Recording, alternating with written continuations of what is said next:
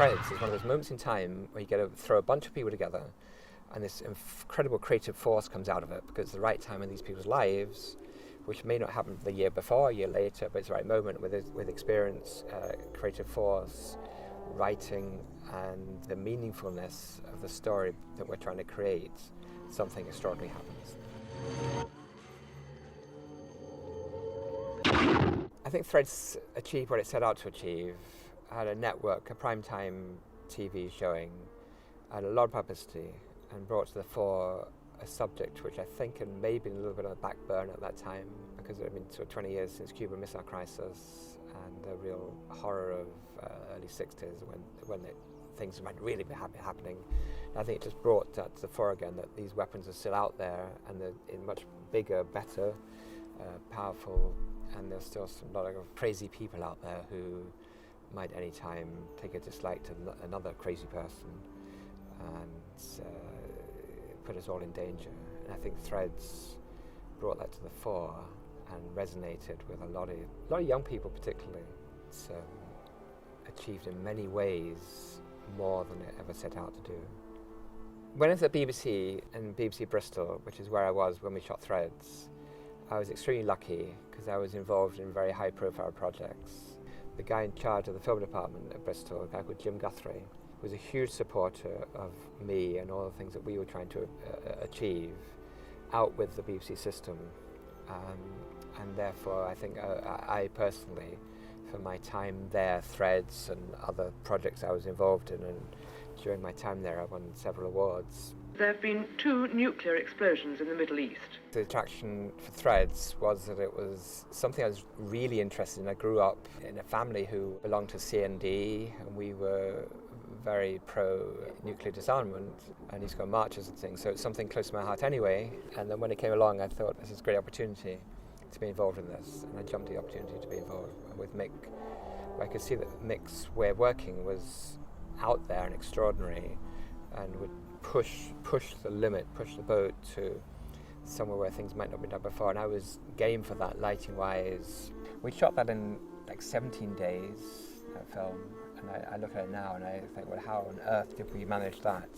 For me, at the forefront, at that sharp end with a camera, it was a very, very challenging shoot. Every moment counted. The organisation of it was extremely important. As a cameraman on it, organising the images, organising my crew, moving location to location, making sure everything's ready with the production team and Mick, obviously, and shoot night for day, because sometimes it got dark, and we had to sort of do this, make daytime when it's dark, with our very limited resources, didn't have a lot of lights at the time. Stumbling around in the smoke and the fire and the debris, and thinking how we're going to do this particular thing to best effect. Fighting the day, fighting the night, fighting the daylight, and the cold. It was extremely cold up there. In that short time, we shot a lot of material. But the great thing was that Mick knew what he wanted, how we were going to achieve it, and the number of shots. He always looked for extra shots. There was a great spirit amongst the crew and everybody involved, so they understood the importance of it. I think that's very important. Even now with the films I do now, I think the ones I work on, the best ones are when everybody understands that what they're doing is something special.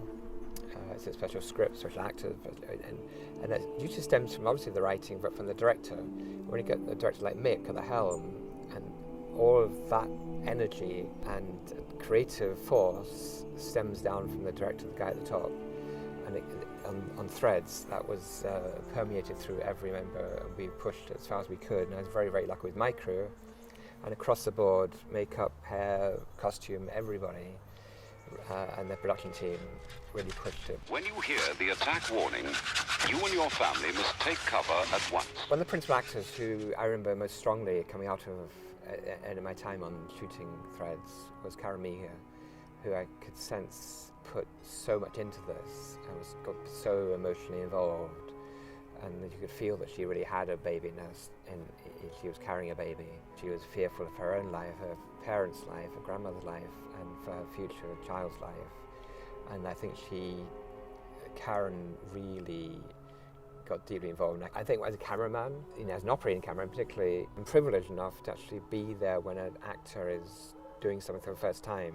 I'm the first person in the audience, as it were, and I can watch someone like Karen doing something most extraordinary, deep, It's not just being scared of a nuclear holocaust or being frightened of losing a future husband and a baby, but that she gives it an extra depth and texture. I think she was one of the strongest participants. They're a fantastic cast in Threads, but I think Karen Migu is one of the strongest. When we shot Threads in Sheffield, people in local government at that time were extremely supportive to us because they understood what we were trying to do, trying to tell the story we're trying to tell. And they gave us this area of buildings which were going to be knocked down. So we basically gave us a sort of playground of setting fire to stuff and breaking holes in buildings and rubble and using basements and a lot of the stuff you see there is in this one area. It looks like lots of different areas, but it's one reasonably small area, but it's a Hillsborough estate in Sheffield, which they gave over to us because they're going to demolish it anyway, so let us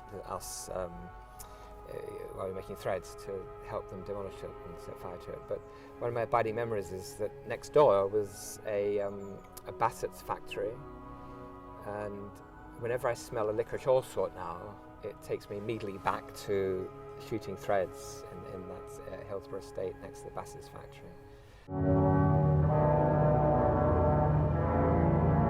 Barry Hines, the writer, was not involved directly during the shooting, although obviously during prep and during Mick's research for it, he was involved deeply.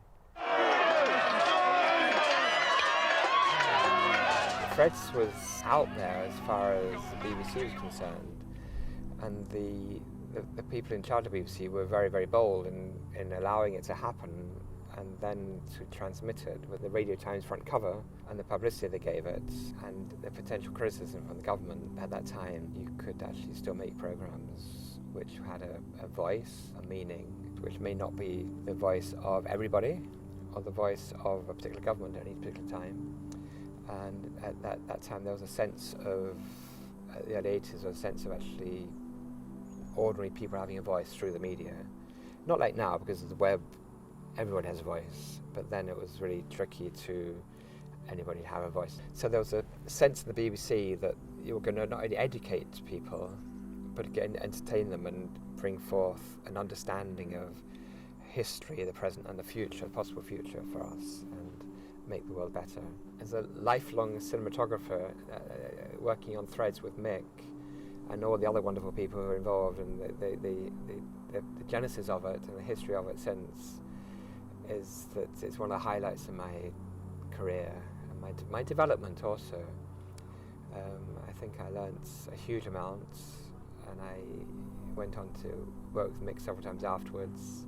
As a time in my development as a cameraman, I think it made a huge impact on me, and I am ever grateful for the experience and being involved in such an important piece.